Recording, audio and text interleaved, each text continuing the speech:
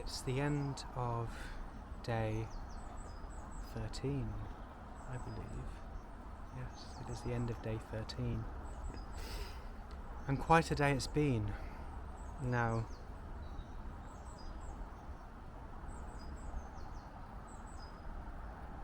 I've been becoming more, I find that I'm becoming more appreciative of the food that I'm eating. The reducing of birch sap has been quite exhausting, but I'm almost at the end of it. The trees have all started to slow down now, but I have almost reached 150 litres in about 2 weeks. So I'm going to do the final reduction tomorrow, and hopefully that will be ready for when I go away on Wednesday. So that's going to be maybe 1.5 litres if I'm lucky, but it'll probably be about 1.2 to 1.3 litres. So we'll see how that goes on day 11. I had acorn pancakes in the morning. I had a little go at doing that. I didn't take any footage, unfortunately, but they came out quite good. They came out quite nice, and I just wanted something different from the acorn pot gruel every day. But I still had my acorns and need some calories, so I had that. And it was raining all day, so it was kind of forcing my body to do what it needed to do, and that was have a bit of rest after all this busy birch sap reducing. Now I was doing that straight on day 10, and then I had to rush off to a talk in the evening that I hadn't prepared for, doing a foraging talk for a gardening club. So it was quite go. I didn't get back till about 10 o'clock, so I was exhausted. I was absolutely exhausted. So I spent that day relaxing. You can't really stay still though. I was still doing a few odd jobs that needed doing. And in the evening I made some sea spaghetti. I was craving some kind of like noodle-like dish. And sea spaghetti is a seaweed, and I dried a load back in 2018, I think. And it keeps quite well once it's dried. So I rehydrated some of that, and sea spaghetti doesn't have a strong seaweed flavour. It's more, it's got a subtle flavour, and if you get it nice and fresh, it is virtually like noodles. Now as it's dried, and I didn't boil it, I just rehydrated it in some liquid. It was just a little bit hard, but it was edible.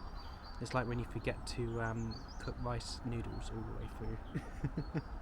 the big flat ones, and they're a little bit hard, but it's still edible and it still tastes nice. And in that I put some common hogweed in there, some ground elder, some cow parsley, some dandelions, some garlic mustard, wild garlic, mushrooms, slippery jack, steps, saffron, milk caps, honey fungus, and cauliflower fungus. It was absolutely packed full of things which really helped to nourish me on that day and fill me up. And it was decorated with wild garlic buds, sweet violet flowers, and flowering currant. Such a pretty dish, as you can see. Now on the 1st of April I had a bunch of foraging friends who were on the wild food diet come to spend some time here in the nature reserve, and we did some foraging. We went out and about. And I'll just let a bit of footage play from that time, from that duration, because I captured a fair bit. And so here is some footage from day 12. I do love these.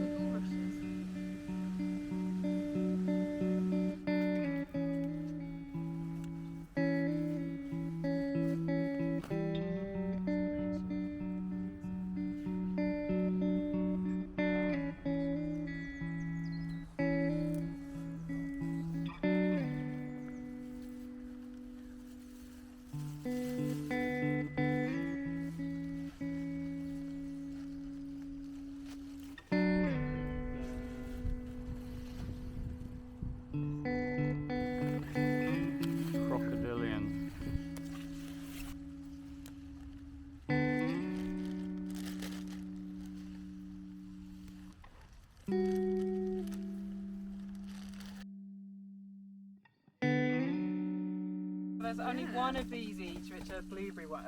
Amazing. And these ones are sea buckthorn. It's the very solids that come out when the juices come out.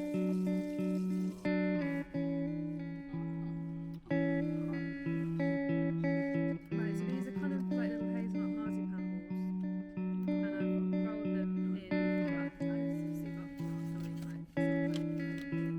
That's amazing.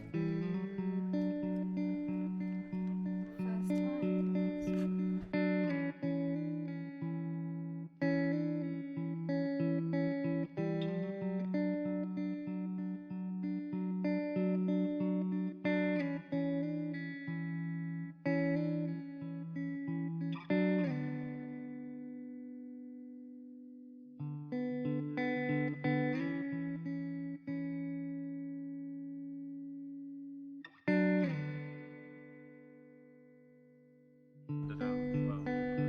This is roe venison liver pate. With a bit of wild garlic in, and this. The leg bones are still in the leg. You can peel them as well. Like you cook them through by boiling. And then you can do the toasting and stuff. Because I think they need to be sort of. I don't know. Pretty cool.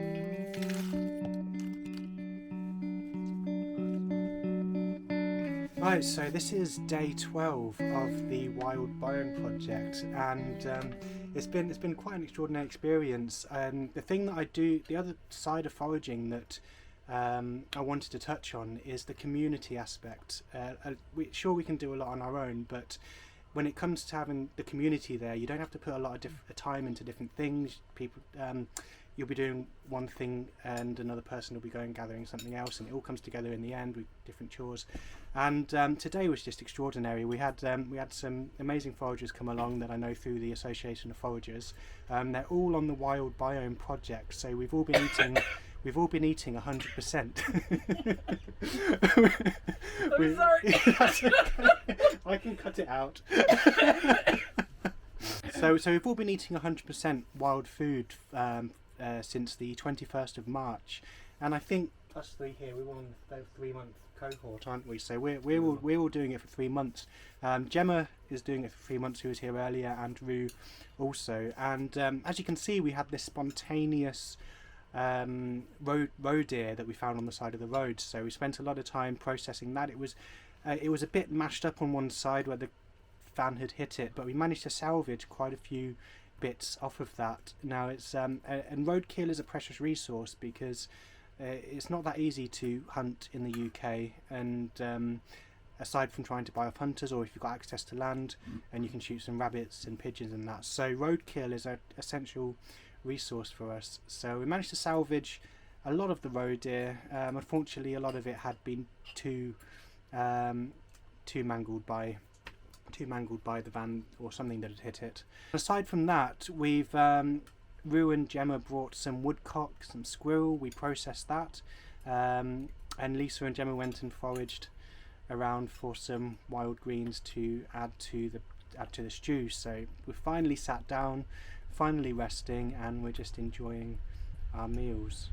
And what I also find rather amazing is when we all come together, we bring all these different resources with us, and as you can see, we've been trading the pine nuts and hazelnuts and seaweed and tallow.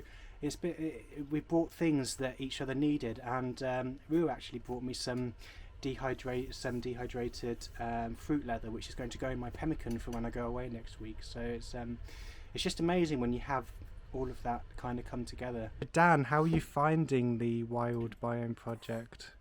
So far good. The first week was incredibly challenging, and this week seems to be much better, much more energy this week, and I've taken advice from friends about eating a bit more seafood, which has been really helpful, and yeah, it's good, and things like this really make it worthwhile. What was the biggest challenge for you so far? Caffeine and sugar withdrawal, which took me about 5 days to really get over it. And I suppose that's what you missed is that what you missed the most as well? Caramel yum yums from Lidl. There's about 800 calories in each one, and I'd probably have about 3 or 4 a day. And what's the best thing about this experience? Just learning how to use things in different ways, I think, and like the versatility of some of the ingredients we've been preparing. And then also, it's been fascinating to see how much time it all takes. So there's no way that one person could have done all of this on their own. No. And you really need a team of people. And a few of us have said on a number of occasions now just how amazing it would be if we were doing this in one place together. And I think with our collective knowledge, I have no doubt we would thrive. And here we have Lisa of Edulous Wild Food. So Lisa, how are you finding it? Brilliant. I'm loving it. I'm really enjoying it. I did prep, well, maybe 50%. I did collect a few acorns and some nuts in the autumn because I did know I was doing it or that it might happen. And it was a massed year, so I made sure I collected a few nuts, although getting through them pretty quick. But I didn't have any meat at all in the house. I didn't have any fish. I didn't have a freezer, so I needed to buy a freezer. So 2 weeks before we started, I got a chest freezer and then ran around trying to get deer out of game season to feel a little more secure about this. So I live in a city and you can't just come across roadkill. You can't get game very easily. You have to make contacts and it takes time for them to get what you ask for and or for them to have come across something and they're like, oh, I've got this now, do you want any? So it took a bit of a while to get in the rhythm and feel like I was going to be okay. But I did wind down the caffeine earlier. I didn't stop cold turkey. So is there anything that you're missing already, or? Not as much as I thought. I am shocked that I'm okay without caffeine and sugar, and I think my mind wants something sometimes, like I smell something and go, ooh, but I wasn't thinking of it until I smelt it. And it's not like I'm sitting going, I want one of these, I mustn't have one of these. You know, and just not having that at all. And all the protein, the high protein and low carb is meaning I'm just not hungry. I have reserves to burn and I'm wanting that to happen, which is very different from other people's situations. But I'm really enjoying it and I'm loving the challenge creatively. And what I think is that we're all finding that's quite extraordinary is like how our guts are already feeling so different just 12 days in, especially all the bitters and things that are helping to satisfy our appetites, and just eating smaller portions, not needing to have bigger meals and all that kind of stuff. Feel heavy all the time and sluggish. I actually feel kind of amazing. Do you? Feel kind of amazing too. Yeah. Meal deals are not great. Sunday, I had all the help I needed to finally get this shelter finished. It was quite a job. I thought I could do it on my own, but obviously having the extra pair of hands really helped. I mean, extra 2 pairs of hands. As you can see, we got all the beams up for the pitch. Got all of that put together. And then we got the main beam across the centre, drilled all the holes, put all the bolts in, and then we started to raise the tarpaulin up and over the top. So it's amazing. We finally got the shelter up, and a big thank you to Forager Dan and Lisa of Edulous Wild Food for giving me a hand to get this finished. And it turned out that I didn't have enough bungee cord bought. I thought I had enough, but I'll have to get some more or find some other ways to finish it. But it will do. It's holding up, and so this is the start of my outdoor shelter, which whenever anyone else comes along to come and do some of this wild food stuff, I've got a space down the field now where we can have a fire, we can cook over fire, and I'm still got to build up this space, but there will hopefully eventually be some tables in here, somewhere to wash, somewhere to cook, and we can do some outdoor cooking things for day foraging courses, which I will get around to eventually. I've just been focusing completely on this wild food diet, which is actually going quite well. It's day 13 and I do feel great. It's and I really loved I really love the weekend, the community, the connection. Like we sat down together, we had meals together, we shared different things that we'd had. So we ended up eating really well because we all brought different things, and so we had such a diversity of wild ingredients to play with, to consume. It was, my stomach and my body and my mind is thoroughly nourished after this weekend. And yeah, it's going to happen again in the future during this diet. We've got Dan will probably be over again, Lisa will, Gemma and Drew and a couple of others that I haven't met yet during this wild food diet. It's I just love that. I love the coming together and the sharing of knowledge, sharing of food. And this space that I'm building will kind of is an extension of that. It'll be a place that we can all come together even beyond this wild food diet. Yes, it's time to relax, time to rest, and just appreciate. I feel nourished in every way.